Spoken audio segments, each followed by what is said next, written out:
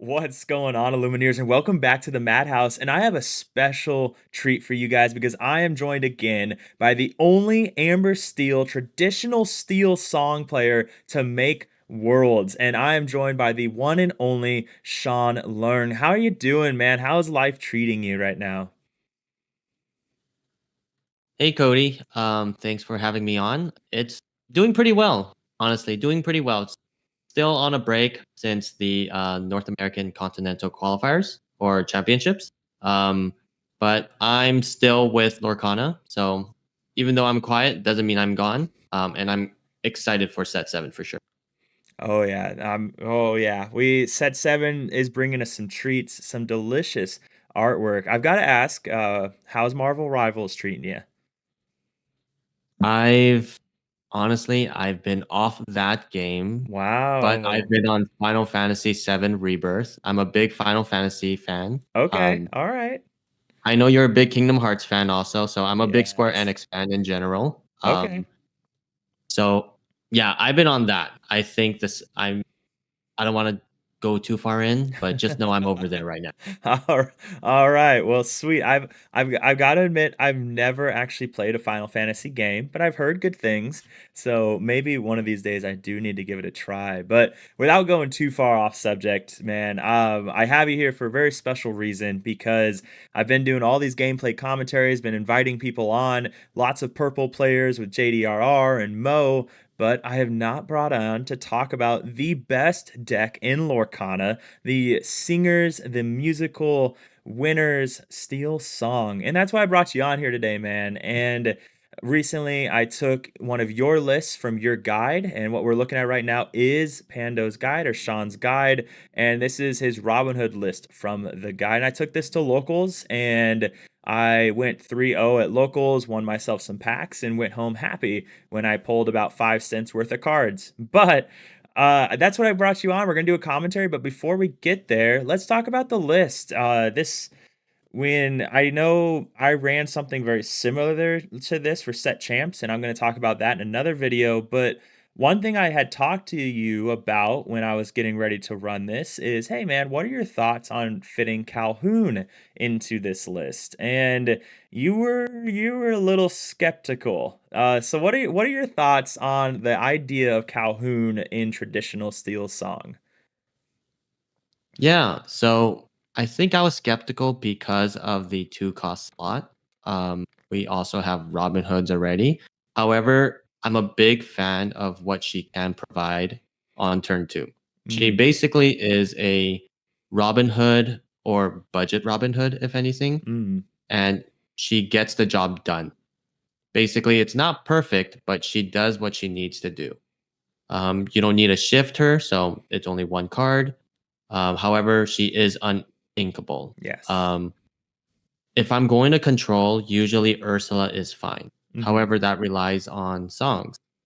Calhoun does not. So I do see her benefit. And I think we also talked about, I would say, just enjoying a little bit of spice. Um, you talked about a list where she is in it, and I'm not opposed to it. I Hmm. actually do think there is a route where you could go with her. Hmm. It's all about fitting it all in, and it's pretty tight. We both know that Steel Song has a lot of things we want to throw in there, but we could never get that, I guess, perfectly. I would say, even with my lists, I never feel like it's perfect. Hmm. We even talked about Lilo's, but I'll let you kind of guide the conversation on which cards to talk about. Yeah, no, when I look at it, I think that one of the things that I did like about Calhoun is like you said, she ultimately controls the board just in a different way. It makes your opponent almost scared to quest because especially the I don't the players are just that are scared to give you two lore. So kind of the less experienced players. The more experienced players, I think, can figure out a way around it because it's only two lore and then they can just get rid of her. But I think that that was just kind of sexy, being able to control the game out of fear. But I look one of the reasons I ended up not running the Calhoun is I really wanted her for green purple and the Diggy Diggy hole matches, But the more I thought about it, I realized that the things that Calhoun would really help with answering Daisy, if you play Daisy on one, Calhoun on two, you can trade into their Daisy. But now the problem is if they get a Lawrence down on four or they get any character down with more than three health, they can easily just trade into that Calhoun that you were using to control them and then play honestly their most powerful card in their deck being that Rapunzel if they get Rapunzel value out of it. And that kind of just is what put the nail in the coffin for me for including Calhoun is the fact that where it can be really helpful into a deck as punishing as Diggy Diggy Hole is if it gets Rapunzel value, I was like I can't risk that. And I ended up, playing Diggy Diggy Hole that night and I'm sitting there and I was like, huh, I wonder if I would have enjoyed Calhoun here, but the Ursula, did its job just fine, along with the Zeus and the other songs that I didn't. I went 2-1 on the draw, and I think I'd say that's a pretty good victory if beating Diggy Diggy Hole on the draw. So I think that was ultimately why I kind of quit entertaining the idea. Um, but yeah, I think just the fear of the Rapunzel value was enough. Now, the other thing that we had talked about a little bit was the 1-in-1 split between Ariel and Cinderella. Do you think do you think that's more of a necessity in kind of an open deck list meta? Like if you're going somewhere where if they win, they get to see that you run one of each, so they have to respect that? Or or do you think that just going two in a certain direction is just going to be better? What are your thoughts?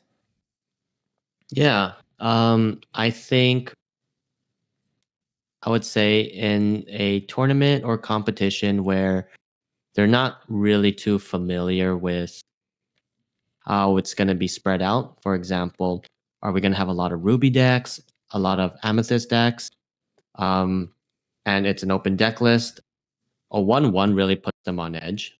Um, it's weird. You kind of get into your own mind too. You try to put yourself in your opponent's position Mhm. and you start to realize, okay, yeah, this could be the same thing that happens to me.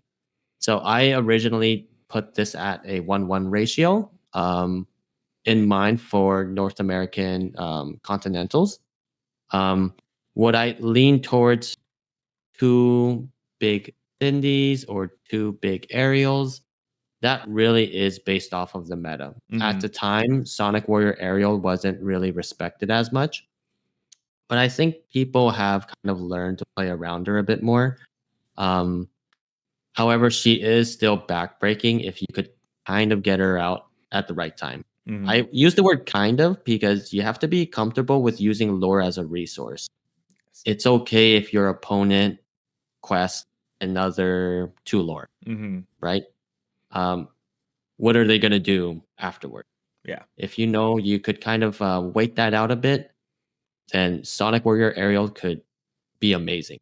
Mhm. Um, and I think Big Cindy, she's just a really big card to respect. However, she's not, I mentioned it in my guide, she's not the best card for controlling the board in this meta, which is why I opted for Sonic Warrior Ariel. Um, the times where I did want Big Cindy to be out is when I really needed the lore, or I kind of know how to break parity on the board and just run away with the Big Cindy present. Mhm. Um, so if everyone's prepared for Big Ariel, like let's say there's a lot of Ruby decks, probably I'm not going to be running her. I would welcome just the one Big Cindy or maybe two. Um, if there's not a lot of Ruby decks, or even if there's Ruby Amethyst, um, Aerial Sonic Warrior does a lot of damage. So that's how I kind of ended up with the 1-1 split.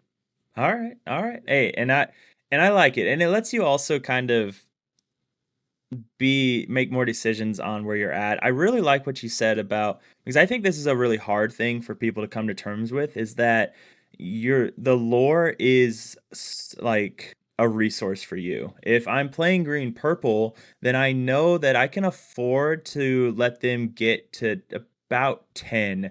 And then after 10, I start to get a little bit more hesitant because of things like go-go. Whereas if I'm playing against red purple, I can afford to let them get to about 15, 16 before I start getting worried. Blurple, though, they can start doing crazy goat turns, so I might get a little bit more worried around 14. So I think finding those areas for players that they get comfortable with is definitely going to be really important and something to consider.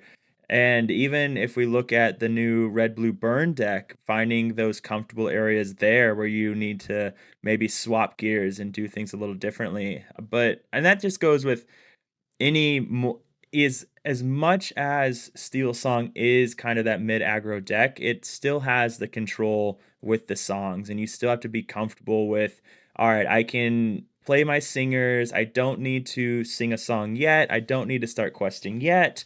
All right, they're at 12 lore. I really need to get a move on now. I need to start taking a little bit of more risks, things like that. So I think that is a really inquisitive thing to say as well. One of the last things I wanted to talk about is I don't know if you saw the Southside Gaming 10K, but we saw our boy Freddie take first, and he ran a list that was it was kind of reminiscent. It was just like Steel Song, but boomy at the I don't know, like reminiscent of both. And he ran 4 daisies and then really heavy on piglets. And how do you think when you go that kind of route with a lot of daisy, a lot of piglet, you still run your smees, so really low to the ground, but you're still running a heavy song package. Do you think that changes the style of playing Steel Song quite a bit, like how you have to go about it? I probably I think it does a little bit. So the way I kind of viewed his list, I don't remember it all off the top of my head. I Mhm, do remember that he um, took out World's Greatest Criminal Mind mhm. completely Yep. to maximize Along Came Zeus. Um, I wasn't too familiar on his Daisy and Piglet ratio, but I will go with what you said with 4 daisies and what was it, 4 piglets? I Was it or think three? it was 3 or 4, so just definitely Okay. low to the ground, though, and then no Lilo, so I think it was 4 piglets. Got it. Yeah, um with that, I thought about how we leaned more into the aggressive side of Steel Song. So it's not an aggressive Steel Song list. It's still traditional Steel Song, but Mhm. more aggressive leaning. Yes. You could imagine that. Mhm. Um, so I could respect the decision.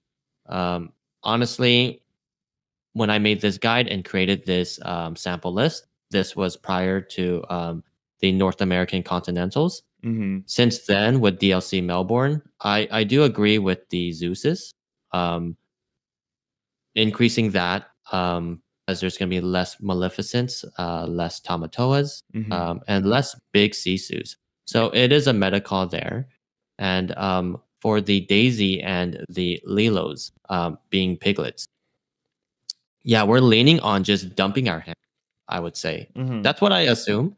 Um, to kind of add more, I would say, gas to our game plan. Um, something we talked about before was the importance of Lilo. Were we using her like as a recursion or using her more for dumping Mhm. a card and just pressure? And I think Freddie made the decision of yes, we're going to be using a whole new world and we're going to dump our hand. And who's better in this situation for only 2 ink? Piglet. Piglet will Mhm. give 3 lore. Yep. So I think he kind of weighed that out. So a lot of respect to the decisions he made.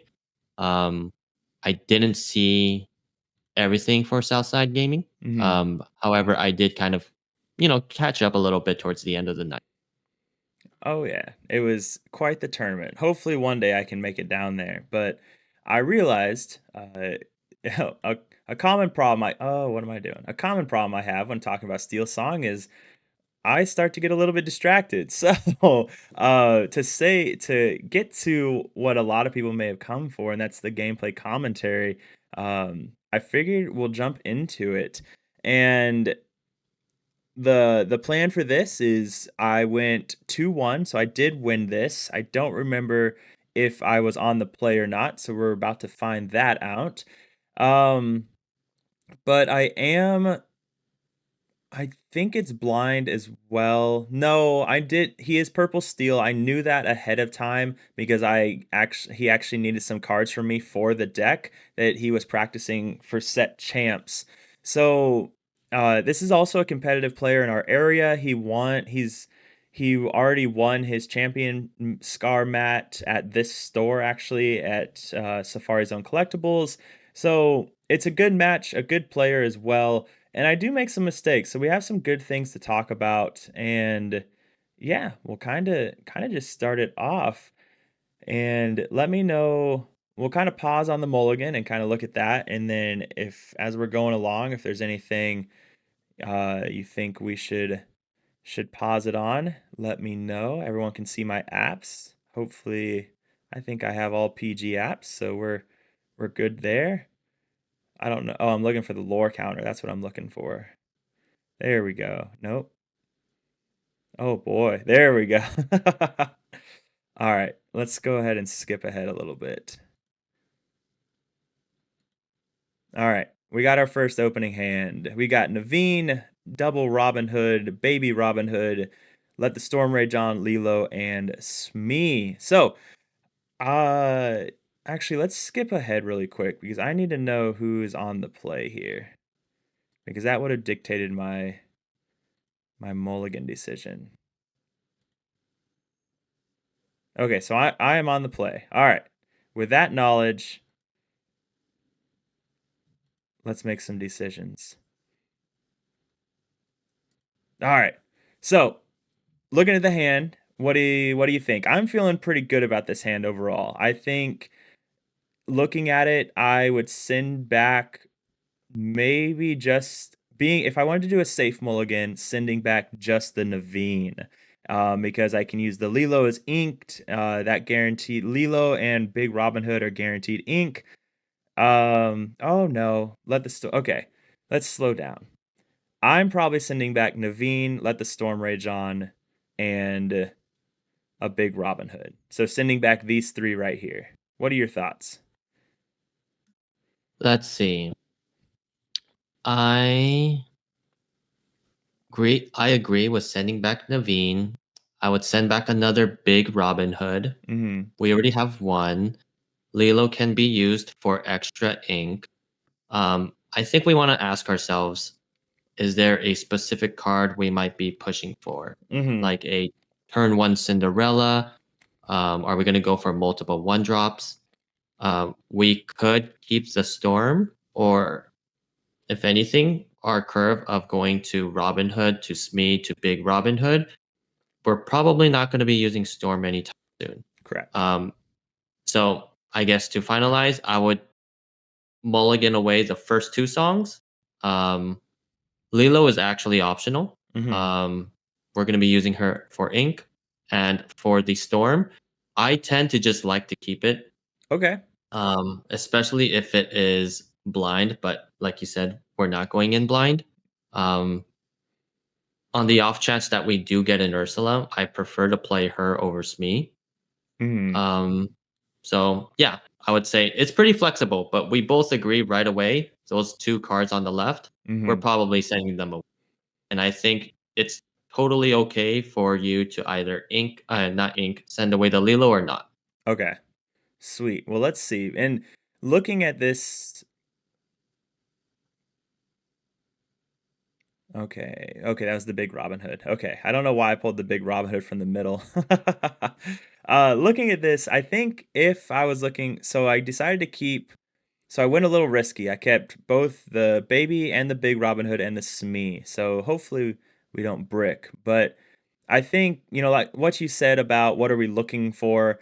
I think normally in a hand like this, I'm always happy to see aerials, and I would have really liked to have seen an Ursula, especially playing into purple.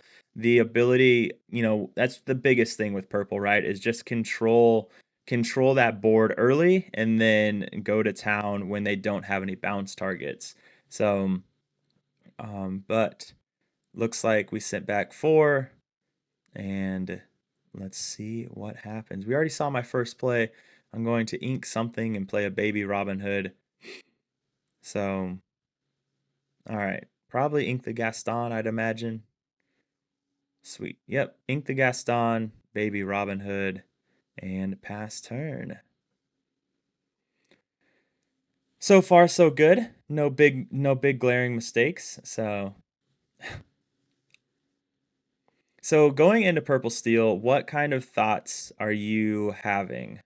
Like what kind of game plan are you looking at? Are you Yeah. looking for anything in particular that they might be playing? Oh, is that a Madam That Mim? that was a Madam Mim, the one that gives Challenger +1 to all characters. So that was a surprise right off the bat that I was not expecting.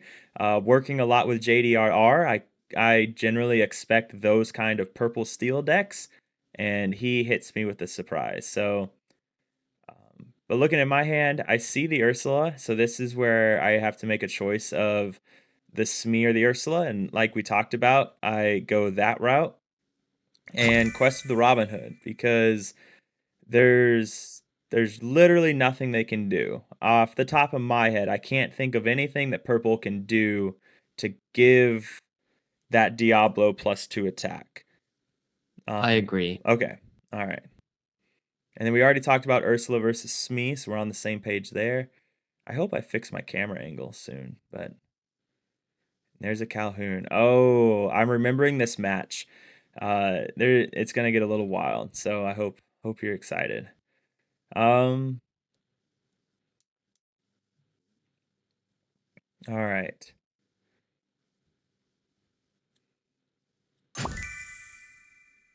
There we go. All right. 1-1. So here I'm trying to decide if I want to shift the Robin Hood or play the aerial because the playing the aerial lets me like blow up their Calhoun, and shifting Robin Hood in my opinion just doesn't accomplish a whole lot because if I use the Robin Hood for anything, then he can crab the Calhoun to take out Robin Hood, and I lose a major player in the game. But what? So what would in looking at this? You see the Calhoun down. I have an Ursula. Are you leaning towards Ariel as well, or do you think the Robin Hood is the line? Let's see. So I would have liked to grab an Inkable Mm-hmm. off the top for our turn, but we got a Daisy, right? Mm-hmm. So we're gonna be working with that. Robin Hood is nice. However, an Aerial to have an explosive play um, for Robin Hood on turn 4 would be much better. Mm-hmm. Um, yeah, if we're able to play Aerial and Aerial finds another song like A Whole New World, great. We swing small Robin Hood into Diablo and have strength sung onto Calhoun. That Mm-hmm. is great. Um, do we need to? Sorry, are you still at 2 ink right now? That I believe so. Because I should be because I played the Ursula and I haven't inked again, so I'm at 2 ink right now. Mhm. So and this is where I had the challenge of do I need to go to a third ink this turn? And what are your thoughts on that? Yeah, I don't blame you for running into this situation. I think this is a hard situation, honestly. Mm-hmm. Um, you could be greedy and just wait for the next turn. Um, and I think you're okay if you choose to be greedy. Otherwise, if I had to ink one, I would probably be inking the Robin Hood. Yep. Um, yeah, but honestly, I think because we took over board, we could be greedy here, which Yep. doesn't feel great. Which doesn't feel great. It always feels wrong, but we have to be patient. Mm-hmm. Nope, I agree. And I did decide to be greedy. I decided that these are both phenomenal cards that I really want. Ariel for more, to blow up the purple characters, Robin Hood to do Robin Hood things. So I decided to be a little greedy and see what happens. So it's not feeling great, but I'm not feeling bad. That's a beautiful thing about Steel Song is you can do a lot of damage with not a lot of cards. And there's another Calhoun. So that is number two. But we take it out, never punished, but we're still on two ink. So uh I guess always punished. And I think yep, so I decided to start moving because I just I'm not in a great place right now. Like I'm controlling the board, but at the same time, not accomplishing anything. So I decided to ink the aerial, go the Robin Hood route, and that way I can at least start questing and moving the game somewhere. So what are your thoughts on that? I think that was a reasonable decision. The alternate decision was to sing Storm on Calhoun just to cycle out a card and find another card for Okay. ink. Okay. All right. Um, and that means you're willing to trade out your Ursula Mm-hmm. if they have a fox or crab. Okay. However, something I kept in mind was that your opponent inked a Pete on turn three. Yes. Um, so they would need to play off curve the following turn if they Mm-hmm. wanted to play a fox and crab. They would also need another one cost character. However, I Yes. don't think they have that perfect curve in hand based on how they're playing, and based off of what they ink. Mm-hmm. Because ideally, you want to keep a Pete against Steel Song. Yes. Um, so I think that was an alternate route to consider. Okay. All right. No, and I like that. Just getting that extra inkable, and then like you said, they have to have the crab or the fox to be able to trade into Ursula and a character. So no, I like that, and I do get that. That makes a lot of sense because in the aftermath, if I drew an inkable off, let the Storm Rage on, and they trade into Ursula, then I can then pop down Robin Hood, trade into Calhoun, get the two lore, that whole route. So all right, Yeah, I would like to add that I did not anticipate two more Calhouns. yes, Um, so that probably sets them up to swing back at you. hmm However, my initial idea was that you're setting up an opportunity to give Rapunzel value. yes, So, what cards can we draw to maximize the value of our board? hmm So, we could top deck a whole new world. We could top deck Rapunzel. We could top deck just other big cards that are relatively fine, like even the Lawrence. But for the most part, we're looking for draw hmm and we're enabling those two draw cards. And I think that's the biggest thing. Okay. No, and I like it. And you're right. I was also not anticipating all four Calhouns in the first four turns of the game. So, uh yeah, unfortunately he bricked, but unfortunately it was Calhouns that he bricked on. So, we do see the Ursula or the Ariel though, so that feels good, but unfortunately, we whiff. So, let's see what choices I have here.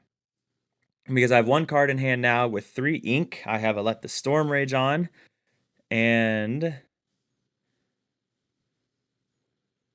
I just pass. I take the patience route. So, and I think this is another turn where I could have just done what we talked about earlier is just cycled, used Ursula to sing Let the Storm Rage on Calhoun to cycle and see what else I get.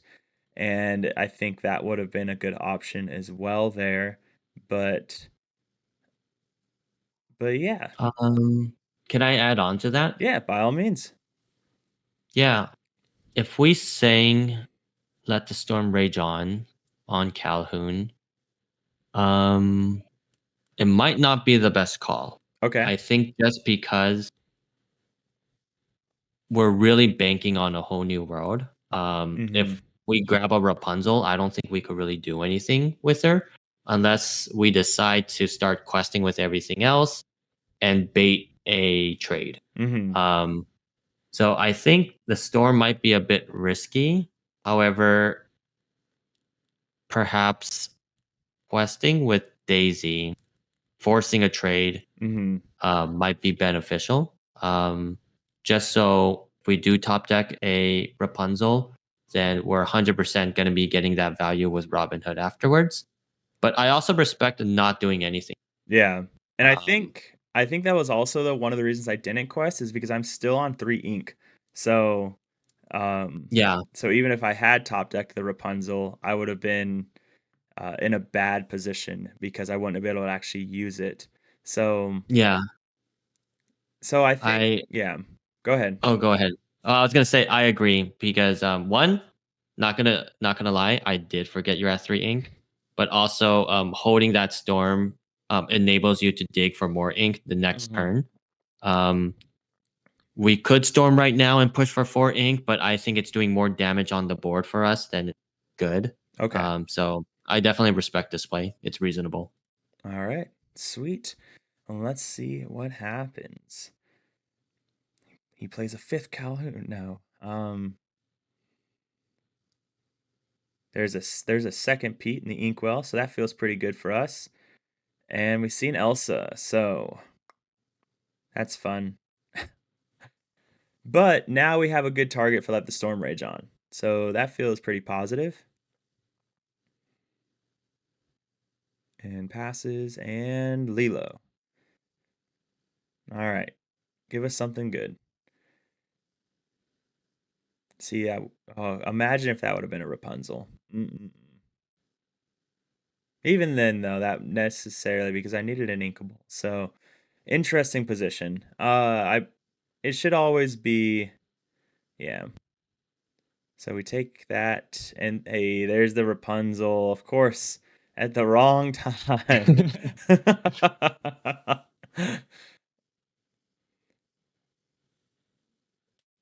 Now, I think playing the Lilo was probably a mistake. I think I should have inked the Lilo because I do have the Rapunzel, and that would allow me to quest with the Daisy here and open up value. Because if they wanted to take both of them out, they would have to trade in the Calhoun. So at least to take out one. See a dock. All right. All right. So yeah. The other thing I'm thinking about is I'm at 7, so 8, 9, 10, 11, 12, 13, 14. So maybe that's why I played the Lilo. I'm just like, hey, I just need to start questing, but I think probably should have. And there's that second Madam Mim. So able to just do those good trades. Yeah, that Madam Mim catches me off guard. Yeah. What do you think though? Should I have inked that Lilo? I think I should have inked that Lilo Um, because I'm at 3 ink right now with a Rapunzel in my hand.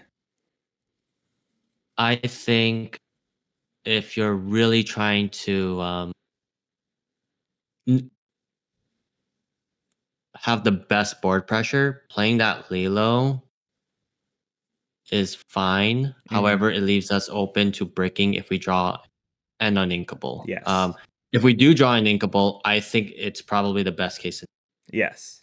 in terms of board pressure. Mhm. So um, if you're really going for it, super reasonable. I think I might have made the same play, knowing what we've drawn. Mhm. We've drawn half uninkable, half inkable. Yes. Chances are we are going to be drawing another ink. And there's an inkable. So it always works out. Unfortunately, he did Zeus us, so that does feel bad. Not what we wanted, but we get to draw 3, so that still feels good. We still get to trade into the Calhoun. Unfortunately, not the cards we really wanted to see, but you get what you get. You don't throw a fit, as my dad would say.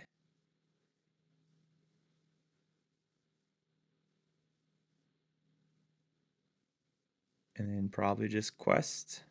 Yep. All right. And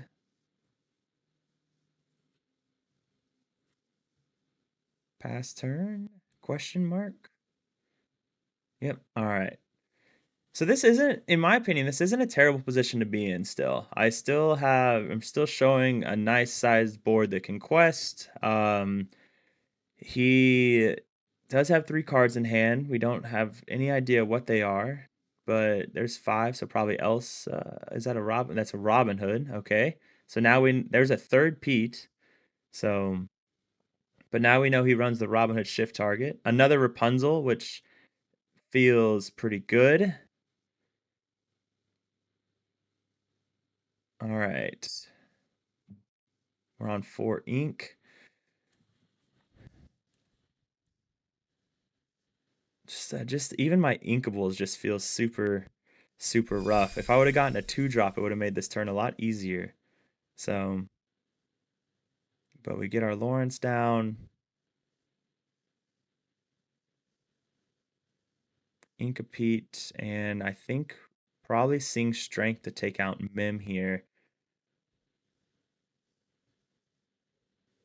I'm essentially debating, do I just take the 2 quests or do I take out the Mim here? Because right now Robin Hood can take out Rapunzel for free, but if I take out the Mim, then he needs to trade in Robin Hood and Doc, or have a Fox slash Crab in his hand.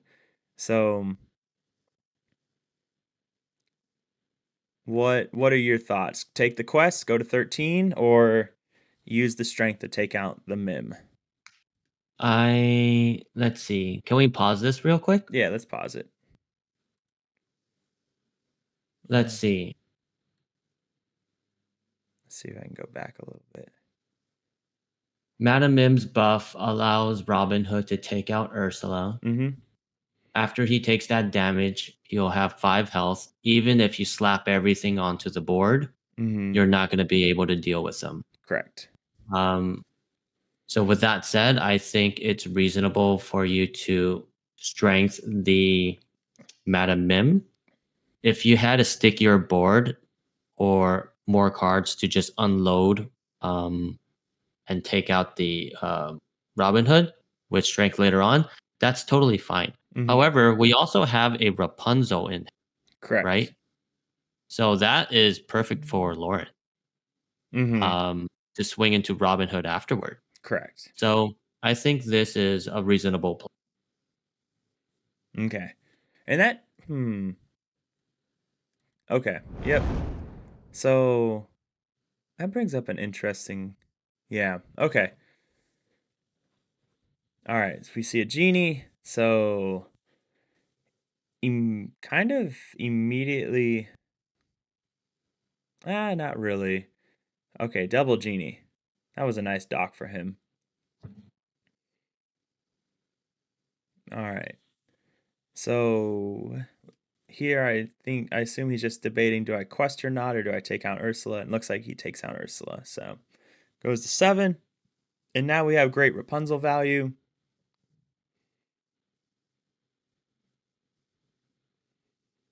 All right. And still no 2 drops. Or 1 drops even would have been nice. So yeah, we go into the Lauren or Robin Hood, Rapunzel. We like to see Zeus, another Rapunzel. That explains how I was able to bring this win out. Rapunzel locked him. So um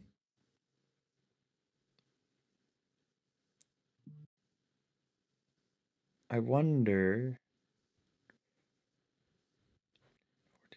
You're debating on whether you Z- sing the Zeus mm-hmm. or you're just gonna give him the card, correct? Yep, correct. Well, so I'm debating on singing the Zeus on um, the Robin Hood or the Genie, I think, or the idea Mm-hmm. of just slamming into it because then he still has to trade into the Genie, or he still has to trade the Genie into the Rapunzel. So, um, what do you think about this turn? How much ink are we at right now? Sorry, I Um, can't see. that's I believe only 5 because I just inked the Robin Hood, so we're at 5 or 6. So I can only play the Rapunzel this turn, or yeah, I could have only played the Rapunzel this turn. Gotcha.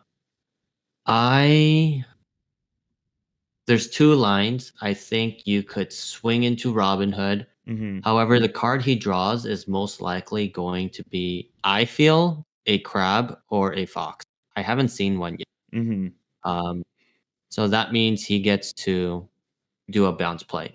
Mhm. Um, if we Zeus him, it doesn't feel that great when he already has 5 damage on him and we could swing at him. Mhm.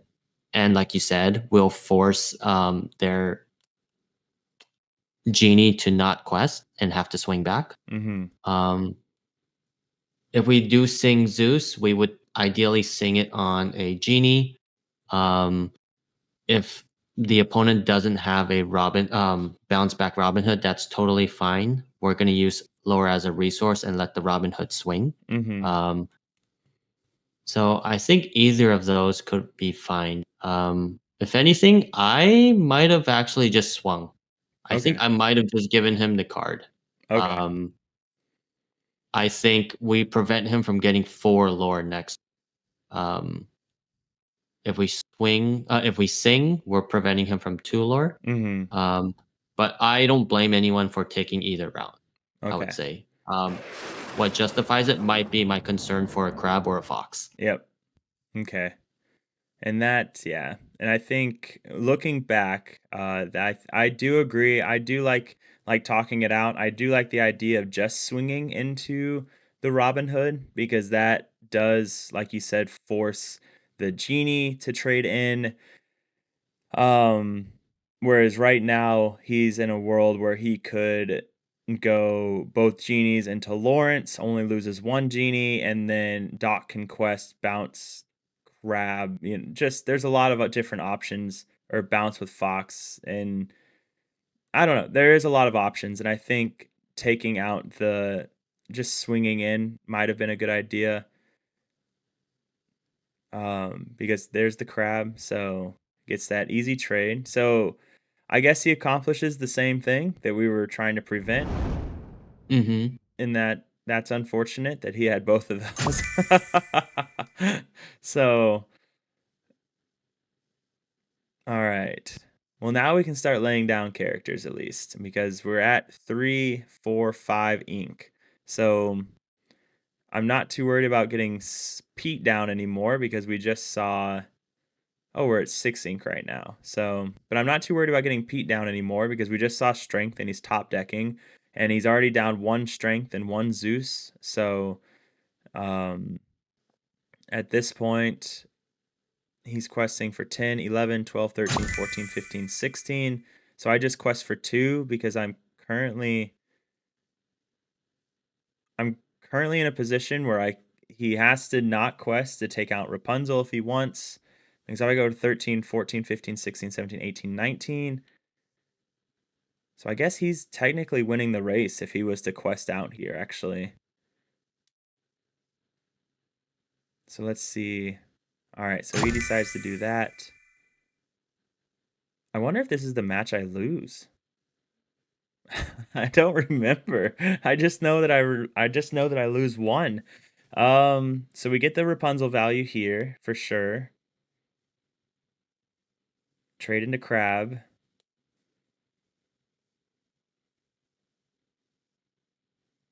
All right. So Go ahead. I guess it's not your fault. Mhm. Something I did consider was if your Rapunzel should trade into the dock. Mhm. Just because I haven't seen a snake. Mhm. Also, Yep. we haven't seen a fox, so he could just technically bounce back to dock, Mhm. and that's probably something we don't want him to do because he has enough ink to just drop everything on board that he Correct. draws. Yep. Um, so that is something to keep in mind. Um, but sorry, we could continue. Yep. Just wanted to bring that up. No, and I think that's a really important too. I didn't pay enough respect to Doc throughout this game, when I should have when that he can do something like that. Like go do those crazy Doc turns where you bounce Doc and you drop your whole board and then you bounce or you play Doc again the next turn and so it's an effective thing. Here though, we do get the Rapunzel heal and we hard cast to take out the genie because we are kind of in that losing position. but we can quest for 2, and now we have board. We have game on board, so this is check.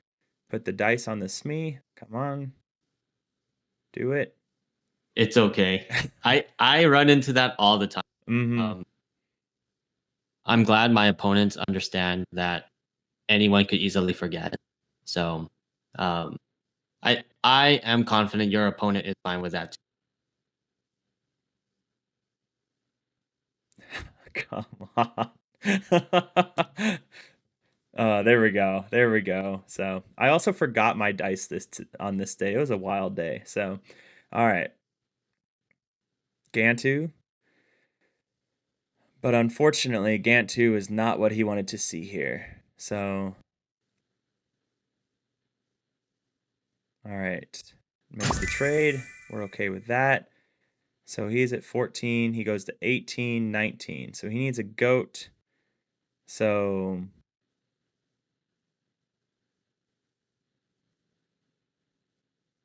yeah, this is one of those turns where he needs to see a goat or I get the win. So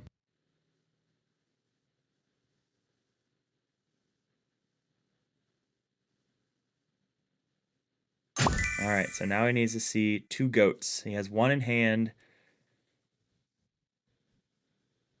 Gotcha. and there's his 4th Pete and an Yzma. All right. Well, All there we right. go. Let's take a quick pause actually. Okay. All right. Um, so you did end up taking out the dock. Yes. Um, at this point, totally reasonable, right? Mhm. Because you are, I would say, contesting the board or you're presenting lethal, I would Mhm. say. Um, so it doesn't matter if you quested Rapunzel, you're not going to get to 20. So Mhm. you're just establishing the board, making him say it's either you have it or you don't. Mhm. Um, that dock ultimately did give him, I think, 2 lore. You chose not to swing into him earlier Mhm. to quest with Rapunzel for 2 lore. So if you did swing into him, he would be at 12 lore and you would be at 13 lore. Mhm. Um, you would still be presenting lethal, Okay. um, because this Rapunzel would not have to swing into him now, Correct. right? Um, Oh, okay. you wouldn't have swung into him now. So that means you wouldn't have had the risk of him having bouncing abilities. Sorry, Mhm. Snake and Fox on the dock the previous turn. So Mhm. if anything, swinging earlier out of reflection is the better call, just as a safety net to prevent the dock plays. Just the bouncing dock and putting more on board that could have actually caused you bigger issues Yeah. by then. Um, so hopefully that's a key takeaway to look back on. I just wanted to kind of like bring that to your attention. Mhm. Hopefully, it might kind of trigger some thoughts or ideas for you as you reflect on this game. Um, No, yeah, sorry, I no, don't want to ramble. no, you're right. Like that, I mean, you mentioned it, and it's something that I noticed as well that I should have respected. Like you said, respected a lot sooner. Is that if he had been able to bounce that dock with 5, 6, 7, 8 ink, that would have been disastrous. And then, like you said, he ultimately gained 2 lore with that dock. Excuse me, and, when I could have taken it out sooner and wouldn't have had to waste not wouldn't have had to do it now after he'd already gained 2 lore.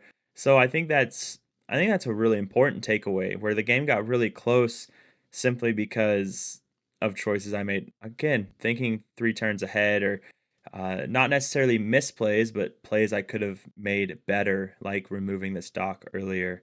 So Yeah, I don't really blame you for the play you made for sure. mhm, Even if you swung into the dock, your Rapunzel would have 1 damage. mhm, So a crab was gonna eliminate it either way. Um, if not, they would need a fox. However, um, if you left it alive, fox was gonna bounce the dock anyway. mhm. So there's a lot of ways to think about it, right? Probably I didn't even think this far, but as we think more about it, we're going down this rabbit hole, and we're realizing what was the better play. Mhm. Um, but I definitely welcome being wrong. I think being wrong is what makes a person better, especially if they're accepting. Okay. So if there's something I'm saying, Cody, that you don't agree with, I totally welcome it. I think it's always good to have a discussion to reach a more objective solution Mhm. or a correct solution. Sorry. Hey, no, you're all good, and hey, I think that's why I'm keep getting better is because I'm just always wrong. No, no, I think you're right, and that's one of the advantages.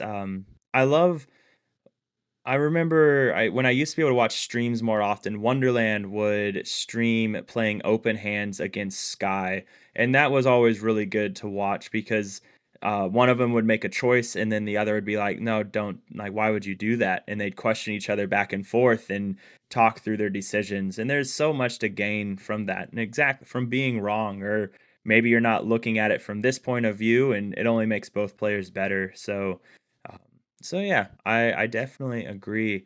And here we have game two. So since it is a best of three, I'm going to assume this is the one I lose on the draw. But looking at my hand, I feel pretty good about this hand. I have Cindy, Storm, and Smee, so that feels really good. The Robin Hood and Daisy, I'm not too in love with, so I could see a world though where I just throw back Cindy, one Daisy, and Gaston. I really like when I'm playing the shift line. I really like if I have one piece of it, I like to keep that one piece and dig for the other, just to have that option, but I have not played Gastons for a really long time. So I think when I have something like Days or Cinderella into Smee into Gaston, that's also a pretty good turn, and I could keep the Gaston over the big Robin Hood. But so what do you think about this hand? Yeah, I would alter away, mulligan away the daisy for sure. Mhm. Um, if we had a line to just reach Gaston and just sing a whole new world, I would Mhm. keep all our one drops and just dump every. Okay. Um, but Mm. we don't have that line. Um, so Daisy doesn't really provide us much help on the draw. Mm. Cindy is our go-to one cost. Our two cost option right now is Mr. Smee. We don't want to be too aggressive and look for an Ursula. I think it's totally fine to have her. I actually welcome it more, but Mhm. I think we just want to have a good enough here. Mhm. So dropping one Cinderella and one Daisy is fine. Okay. I actually agree with keeping the big Robin Hood. At the end of the day, we do look for one cost characters. Mhm. If we're not going to find that Robin Hood by turn three, we could ink it and go the Gaston route. So that's where I like to hold Gaston. Okay. Um, I do say what will make this a really great hand is if we have Ariel, but we don't. Yes. Um, I know sometimes you just want to be really greedy and go for her. Yeah. Um, but yeah, I would honestly just alter the Daisy and Cinderella here. And All it's right. reasonable if you alter away the Gaston. All right. There's Daisy and Cindy. Let's see. Let's see what we do. The suspense is in the air.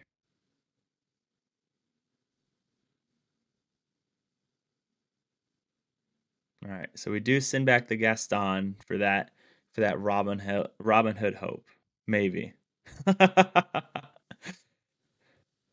All right, no, we send back the Robin Hood and we keep the we oh, and look at that.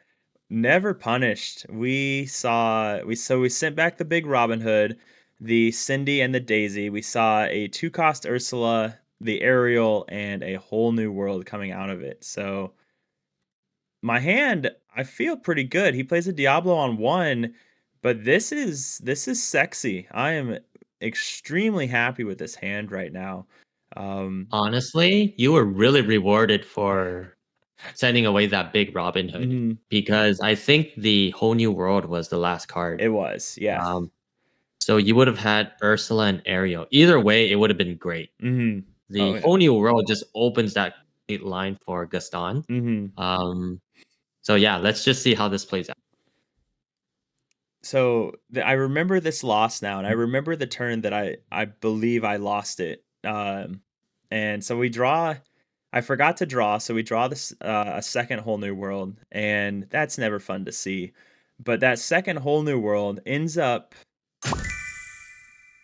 No, it's not that the second whole new world becomes an issue. It's that whole new world and my timing becomes an issue. But we'll talk about it when we get there. He plays the Calhoun, so I ink Pete, go an Ursula of my own, and I just pass here. Um, Hmm. now, Gotcha. so the way you said, would you have done something differently there? Let's see. There is another route of playing Pete on 3. Mm-hmm. Um, there is another route of playing Pete on 3. Just because there's a chance that they play a Pete. Mm-hmm. Because they don't want you to play, for example, an aerial and you find a song and instantly sing it, Yes. Okay. right? So if your opponent plays Pete on 3, you're not going to be able to make use of your songs right away. So Mm-hmm. you have the option of playing a Pete. And Okay. then after that, if when that time kind of clears up a little bit, um, you could play your Gaston or Ariel after that. Depends on which one you inked, because technically you could still ink Gaston. Mm-hmm. Um, So So if I wanted to play Pete, would you have inked Ursula here then, or would you would have inked Gaston or Ariel here? I may have either Gaston or Ariel. Okay. I want the Ursula for turn 2, Mhm. and then Pete as a safety precaution. Um, because if they end up not playing Pete, then we could play, Ariel. play our Singer 5 and Mhm. then get ready to rip it. Okay. Um, Okay. yeah. No, and that makes sense. And like, normally when I keep Pete on the draw, I'm really looking to keep Pete on the draw against, Amber Steel, but it holds just as enough or just as much merit doing so against another steel deck like Purple Steel that is going to want to strengthen Zeus potentially. They wouldn't be able to Zeus here, but going into their turn 4, when I played Pete on turn 3, they definitely can. We see Queen's Castle, so that's the first time we've seen that. Not an awful turn for us though. He has to use his turn 3 to hard cast a strength, so I'm not super upset with that. Because I still have Ursula. So, but here, yeah, we top deck Okay. another uninkable. So we go and yeah. So here's like most of my songs in my deck now. We see a Zeus, a whole new world, and a Let the Storm Rage On. When we have two whole new worlds and two Let the Storm Rage Ons in hand. Um, so Mhm. looking at those three songs, are you leaning towards Zeus as well, so we can control the Calhoun? I It has to be a Zeus. Mm-hmm. We have 2 Whole New Worlds and 2 Let the Storm Rage Ons. Mm-hmm. We drew a lot of uninkables so far, so moving on, we shouldn't be finding them that much. Mm-hmm. Um, I actually would have played a Gaston um, Over the aerial. over the Ariel. Mm-hmm. So my logic is that if I play Ariel, what cards am I looking for in terms of song? Mm-hmm. Um, it could be a strength because next turn I'm hoping to get another character, play the character, pop the Calhoun with Mm-hmm. by singing it. If not, it is a Zeus. We went through 2 storms already, 2 whole new worlds, and we kind of don't want to run into another one. I Mm-hmm. think Yep. so. Basically, half of the songs we might find aren't even songs we want. Mhm. Um, if a Gaston sings a wheel, chances are it's gonna find another whole new world and enable more for us. Mhm. Um, because either way, you're probably gonna sing the strength next turn anyway. Mhm. So if you wheel, you're still gonna sing it, right? Yep. After you go into it. Okay. Um, so sorry if I kind of maybe didn't bring it out easily, or sorry, No. help you picture it. Hopefully, you're following along with it, because I'm looking at this video and I know it's paused, so I'm trying to rewind myself Yeah.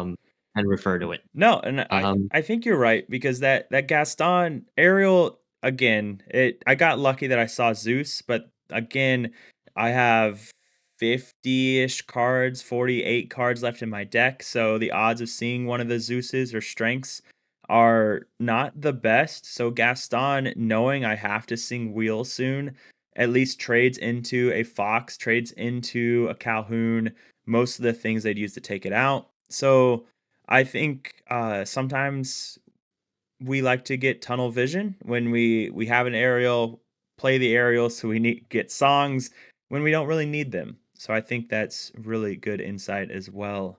So, Something to also include is that um, I would say playing the Gaston is probably going to dig deeper mm-hmm, than the Aerial. And not just dig deeper, you get to keep all the cards. mm-hmm, For Aerial, we're more likely to send away crucial.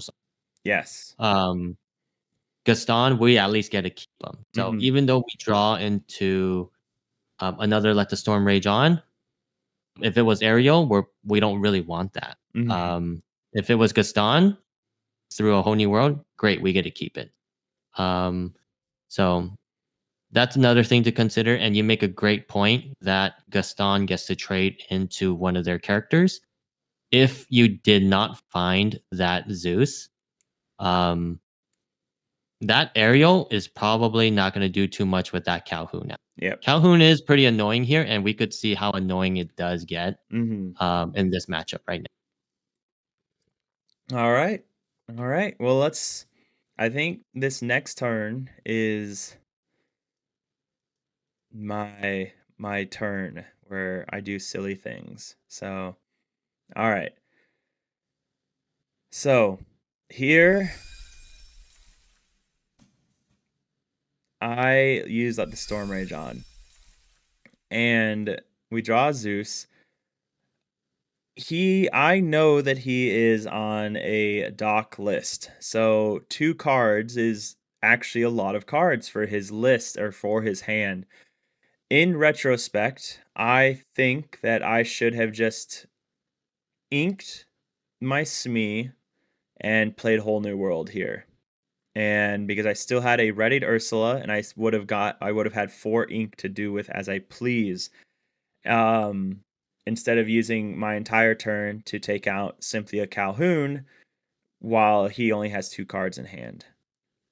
Um, what do you think? Let's see.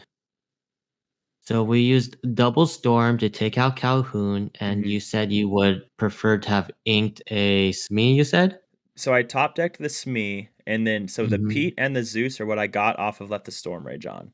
So my hand going into this turn was Smee, double Let the Storm Rage on, and double Wheel. Got it. I would have sang Storm onto the Diablo. Mm. Actually, he's exerted. I forget that. We don't need it.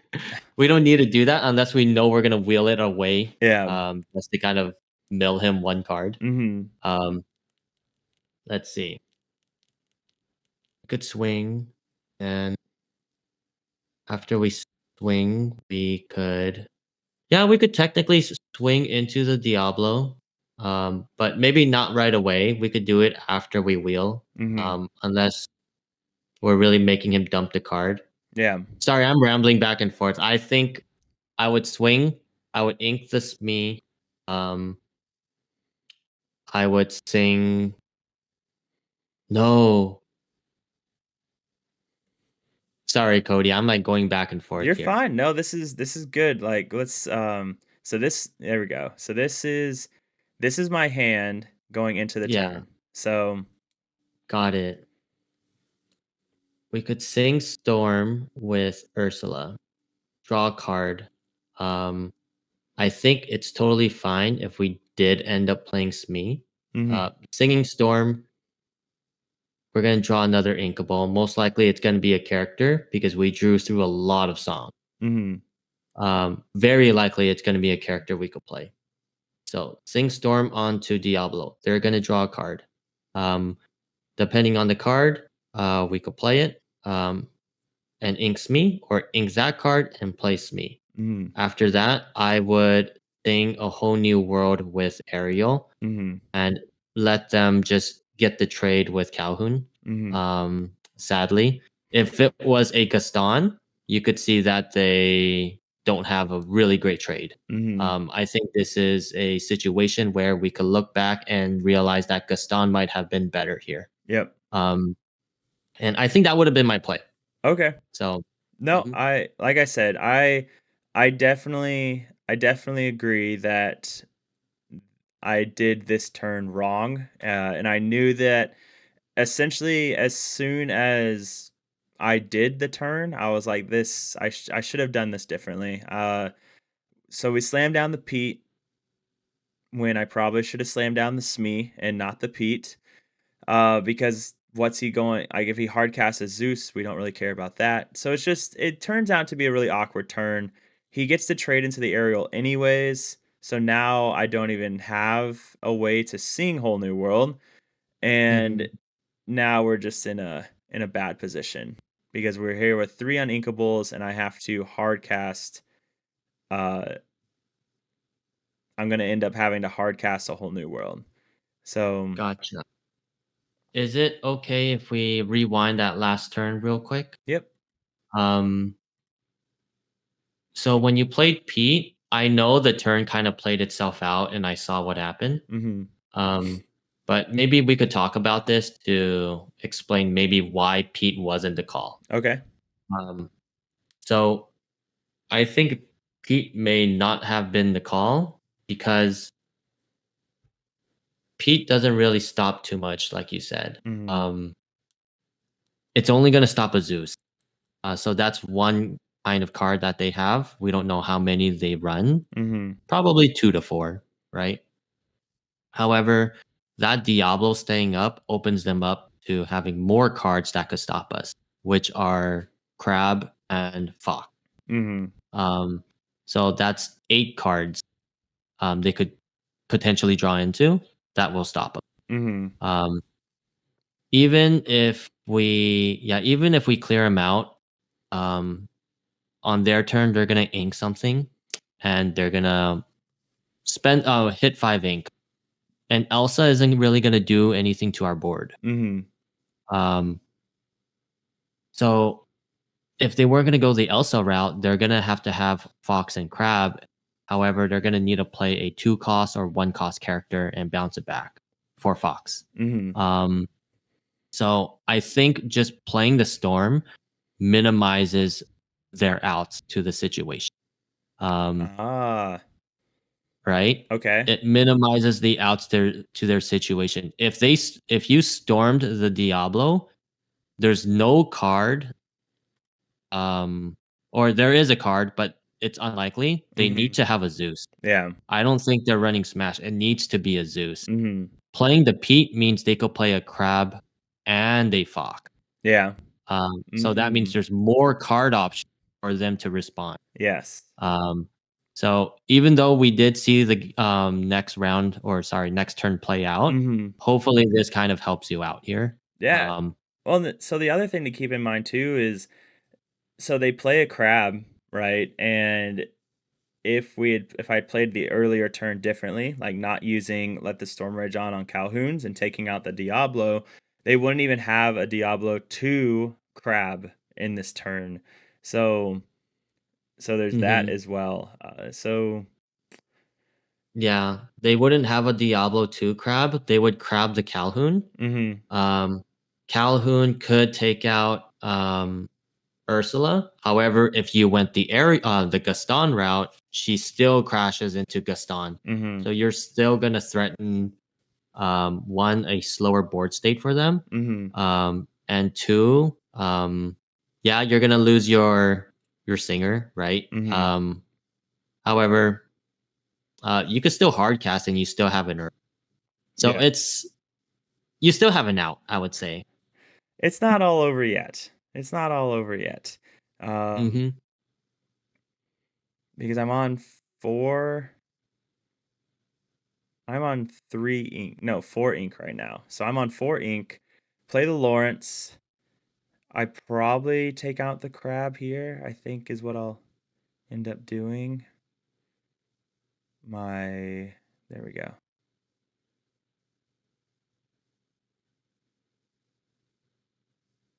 Yep, we take out the crab. And quest for 1. Yep. All right.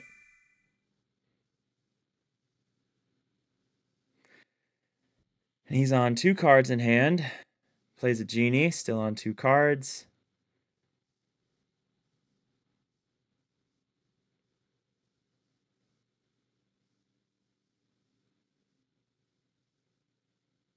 All right.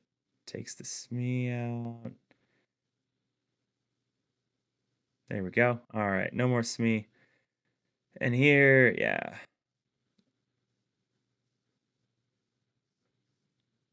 All right. So now I'm in a position where I legitimately have no choice but to play a hard cast a whole new world. Um, because if I wait longer, that is suicide. If I cast it now, it also feels slightly like suicide. So, Yeah. um,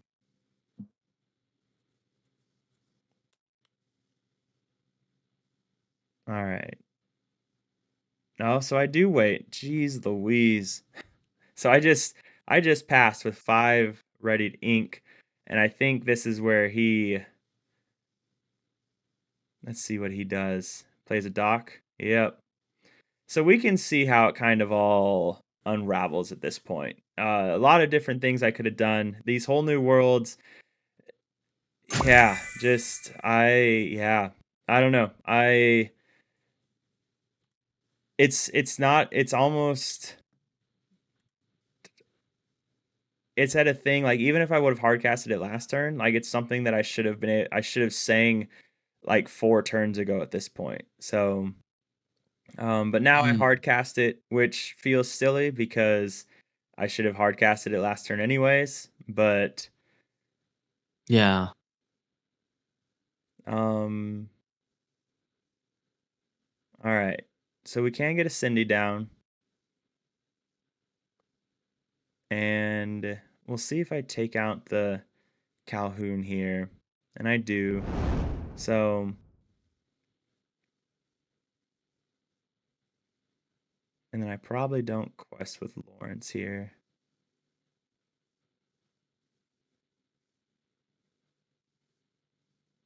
All right, and pass. Mm-hmm. And now he has 7, 8 cards to play with while he's on 5, 4, 5, 6 ink this turn. So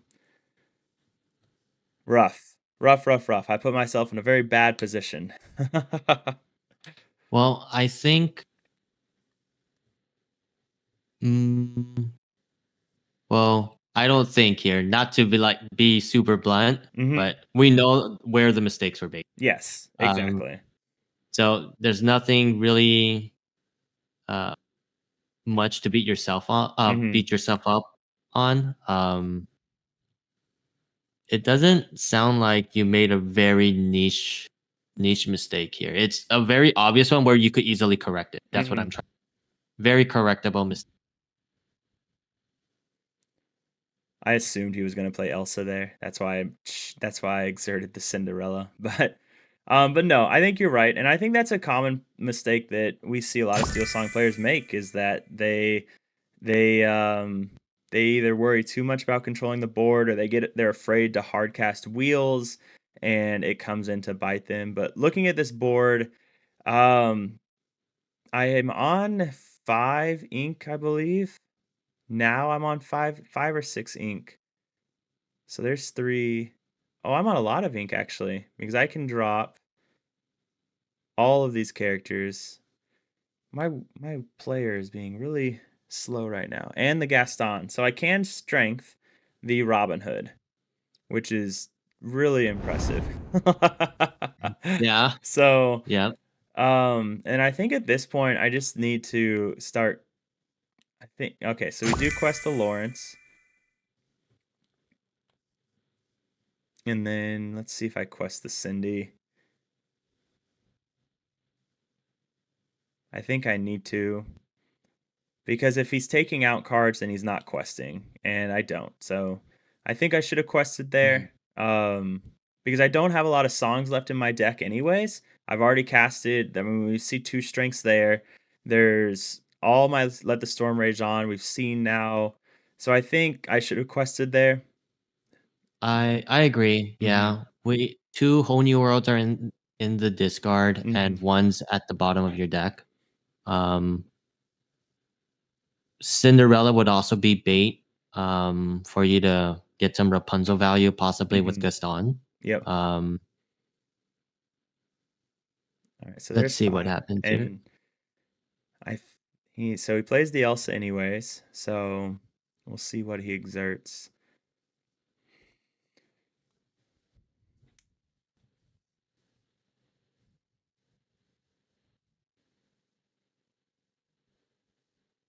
I have one card in hand versus his five, I think. All right, so he takes out the Cindy that I should have quested with last turn, anyways. So punished again. There's a strength. All right, takes out the Lawrence. Another Captain Hook. So easy answers for the Lilos. All right. So drop the Robin Hood. And I think, again, this is one of those things where we just. I should probably quest with the Ursula and the Gaston, I think, because I need him to not quest, and I need him to trade into things with more than just the Elsa and the genie. So, Hmm. I I would quest with Ursula. mhm, I would hold off from Gaston. in Um hopes that you see a whole new world. yeah. Yep, It's like the very off chance of finding the last one, yep, but also their Captain Hook just gets too much value, it I would does. say. Yeah, I think it's just too much value. Yep, and I do pass it, so I do keep it readied. I do keep my boy here readied. So here I just look at all those songs. All right, 1, 2, 3, 4, 5, 6, 7, 8. So Smee.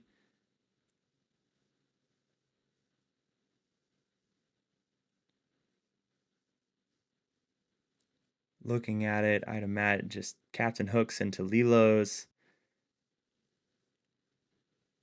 and then these two into Ursula, and then just quest for one, probably.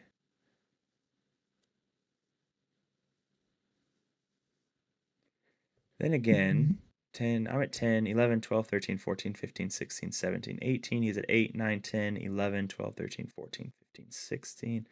He can go to 14 this turn. So he definitely does have to do some things, but he still has 6 ink to play with. So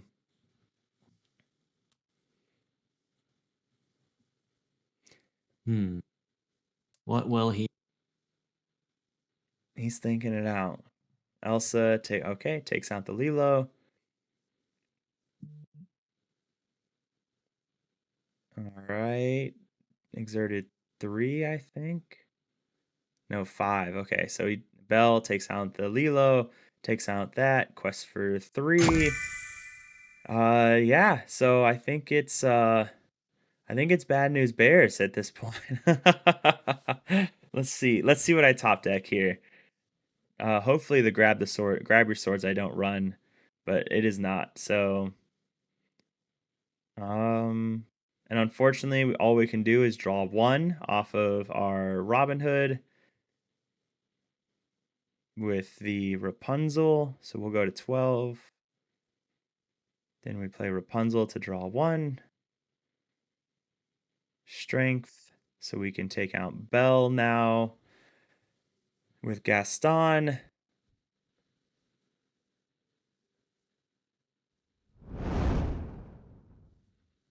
All right.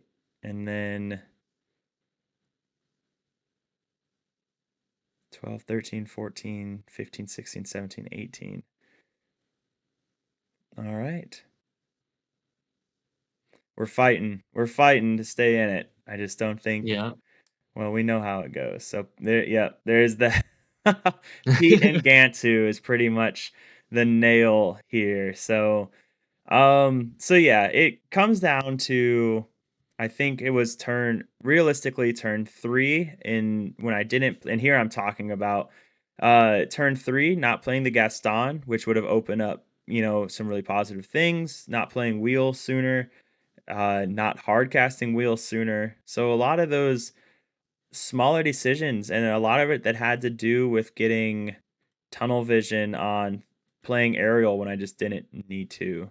So, um, Yeah. I think the mistakes were it's pretty obvious to learn from. mhm, And I don't think they are bad in terms of bad habits. I think it was just bad in terms of how it affected our board state, mhm, but very correctable. Um, I think you were really rewarded for dropping the Robin Hood and the Mulligan. I would have kept it, but either way, the hand that we got was great. I mhm, think it was just a situation of don't overgrade and kind of realizing when you're autopilot. yes, Um, Something I want to just kind of put back in there as a reminder to kind of correct the autopiloting is just trying to think about what your opponent could do and try to mitigate as much as possible their outs. mhm, So, for example, when we played a Pete instead of storming the Diablo, we went back and talked about why storming the Diablo closes off more outs for our opponent. mhm, Um, the other thing is, um, I know we briefly touched on it, why I would kind of consider holding Pete a bit longer, just because if they played a Pete on us, then they kind of bought a turn to saying Strength of a Raging Fire. mhm, Um, but if we played Pete back, they can't do that. Um, and we have an area to follow up on it right afterward to find mhm. another song. So some of those situations to kind of close out their outs. Yeah. Um, is there anything you want to touch on, Cody? No, I think that's kind of it, and I think that's one of the best things about these commentaries that, I've been doing on the channel, whether with, especially with, other players, and that you guys can see some different lines, and also prevents the autopilot, because you can see, all right, that was an autopilot move, but then if I was watching it by myself, then maybe I wouldn't have recognized that. So it just goes to Hmm. show, we hear people tell others like, "Hey, make sure you record your games, go back and look at them." Maybe you have a buddy that you can look at them with as well, or maybe there's some coaches out there that might look at them and offer you advice. So hint, hint, nudge, nudge, right, right, Sean? Oh yes, yes. I guess I'll bring it out there that I am available for coaching, specializing in steel song, traditional steel song, or honestly, it's kind of evolved a lot. So Mhm, there's a lot I could talk about. If not, I would recommend certain people who I think would be way better at talking about certain topics, such as the boomy steel song. Very aggressive. mhm, And it's kind of like a little bit of the best of both worlds with Diggy Diggy Hole and tradition. mhm, But I coach for Steel Song and I would do some general coaching, of course, at I guess at a different kind of level of expertise, say. mhm. Something more catered towards foundation and setting you up for success. Um, and yeah, that's what I could share about my coaching. All right. And this we're still going to go over this last mulligan, everybody. We're not going to go over the whole match, but definitely the mulligan. But yeah, guys, definitely, Sean, this is at least a piece of what coaching might look like. I've already heard fantastic things from those that have gotten coaching from Sean, but if you want to improve your gameplay, maybe you do record your matches and you just want coaching looking at that, or just coaching talking about fundamentals and things like that, definitely hit up Shawn. His Metafy for his coaching for his SteelSong guide that is very well written. You saw a piece of that earlier in the video. Those will be down in the description, so make sure you check out those links. And then you could also just hit him up on 20 Lord Discord and find him in there, and I'll include his Discord name in there as well. But we have one more mulligan. I thought we'd look at this really quick because generally mulligans are people's favorite things to look at. And like I said, we won't go through the match. I do win it, uh, and I will say something about his deck that I did not realize till afterwards when he told me. I'll take your opinion on something. But looking at the mulligan, we've got Big Robin Hood, two Let the Storm Rage On, an Ursula, Double Smee, and Lilo. I when If I have a Let the Storm Rage On and an Ursula or a Cindy, I generally always keep Let the Storm Rage On, especially into a purple deck. Of course, if I'm into green, I won't.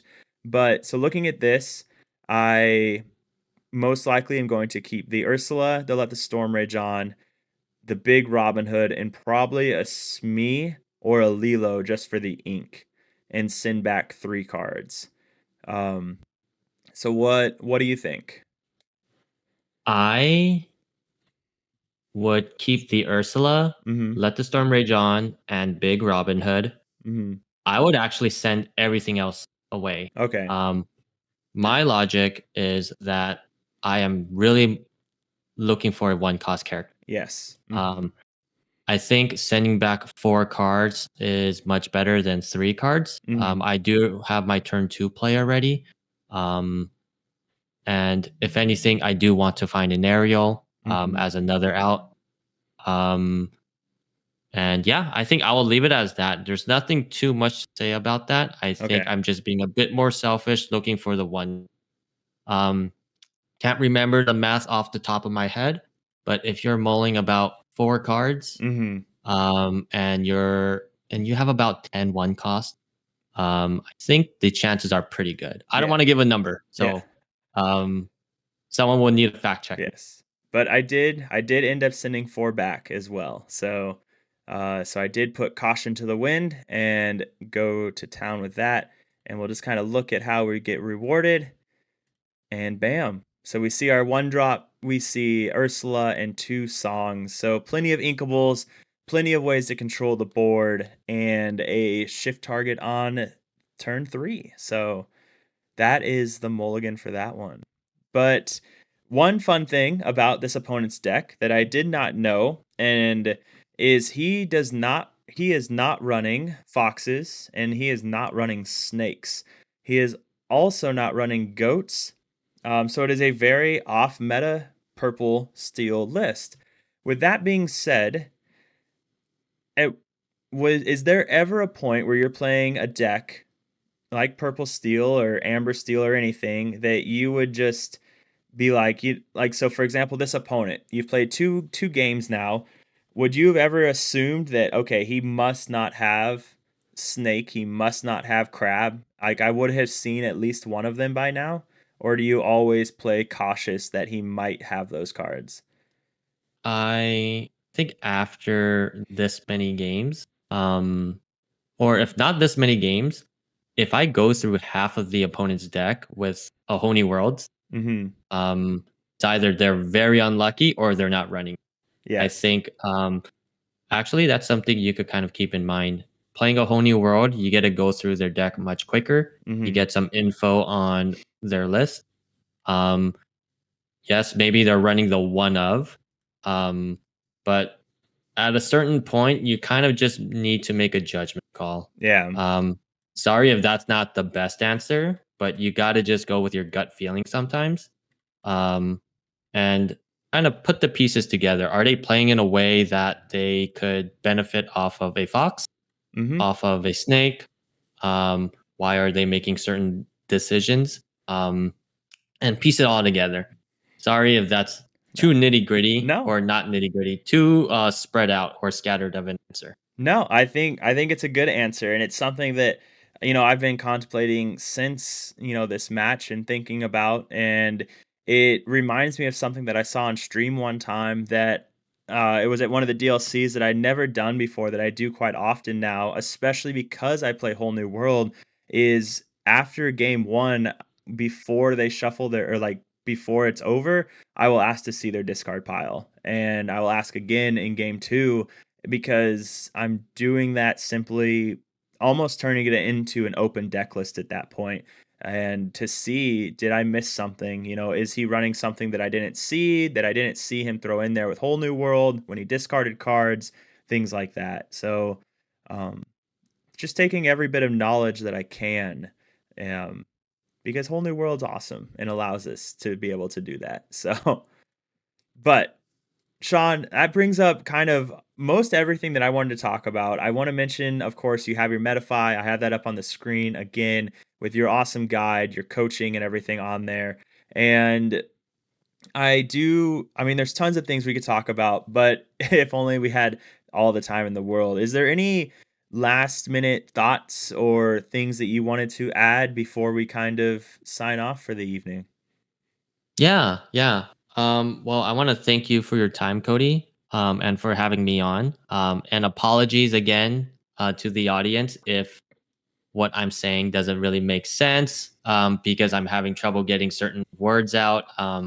Just because we're doing things remotely, doing things on the spot, trying to remember what happened 10 seconds ago from the screen and rewinding. Hmm. So I apologize for that.